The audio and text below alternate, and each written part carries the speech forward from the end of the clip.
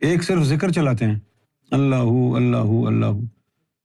ایک مرشد وہ ہوتے ہیں ذکر چلانے کے بعد پھر ذکر فکر کا کوئی کام نہیں کرواتے، جیسے ہی قلب بیدار ہوتا ہے وہ نطفہ نور تیرے قلب میں ڈال دیتے ہیں، جس کا وجود نوری ہوتا ہے، پھر وہ وجود اس کا اپنا ذاتی انڈیویجول جبرائیل ہوتا ہے۔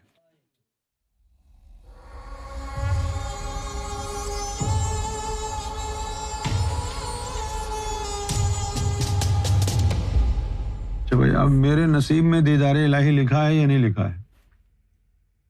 اس سوال کو یوں اگر کریں کہ میرے نصیب میں اولاد ہے یا نہیں ہے، اس کا پتہ چلانا کیسا ہوگا؟ بھائی شادی کرو، کچھ عرصہ بیوی کے ساتھ گزارنے کے بعد دیکھو معاملہ ہوئی ہے یا نہیں ہے، پتہ چل جائے گا نصیب میں کیا ہے۔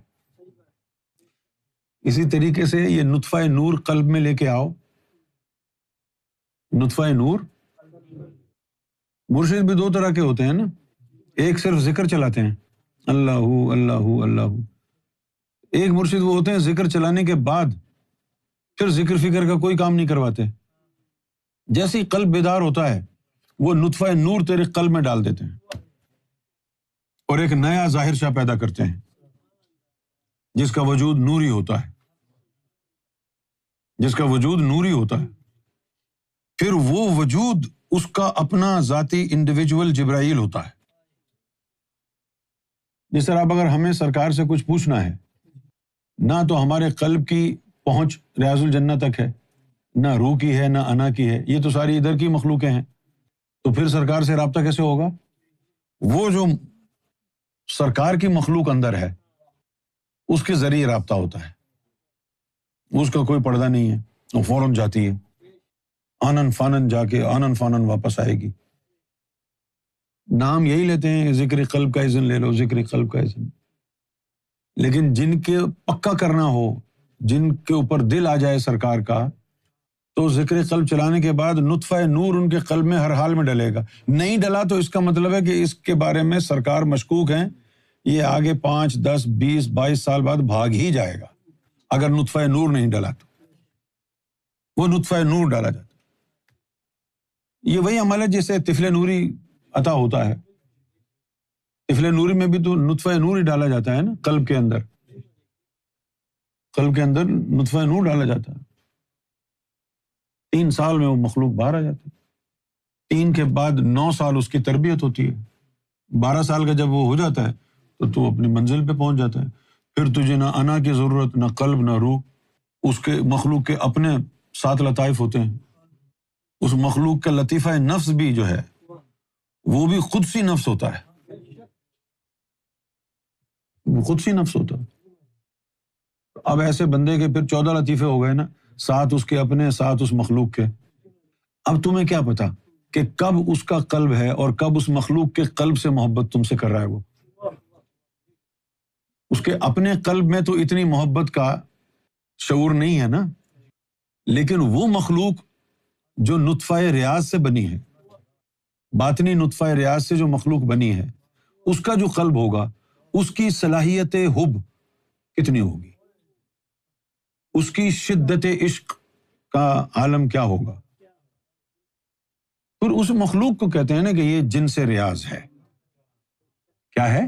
جنس ریاض۔ وہ مخلوق ہے جنس ریاض۔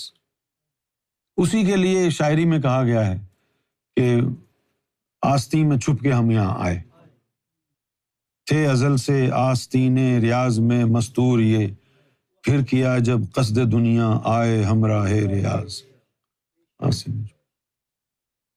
یہ اسی چیز کے لیے ہے کہ جسم خاکی شکل پاپی پر خدائی صفت ہے، صورت انسان میں مولا ہے یہ بندہ ریاض۔ صورت انسان میں مولا ہے یہ بندہ ریاض۔ نازکی یہ معاملہ فہمی عطا تو کیجئے، تاکہ اہل حق بھی سمجھیں کیا ہے منشاء ریاض، کیا چاہتے ہیں وہ تم سے، کیا ازل اور کیا ابد، جبکہ زمانہ ہی نہیں، ہم زمانے سے پرے بھی گم تھے بس راہ ریاض۔ زمانے سے پرے بھی، ہاں قصیدہ و غزل بھی ٹھیک ہے کہنا، مگر پر کہو ایسی غزل کہ من میں بس جائے ریاض، پر کہو ایسی غزل.